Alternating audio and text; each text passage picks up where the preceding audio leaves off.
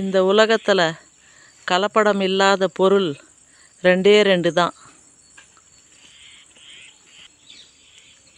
அது ஒன்று தாய்ப்பால். தாய்ப்பால் என்றைக்குமே கலப்படம் இல்லாமல் சுத்தமாக இருக்கும். அதே போல் ரெண்டு தாய்ப்பாசம். தாய்ப்பாசம் என்றைக்குமே சுத்தமானது.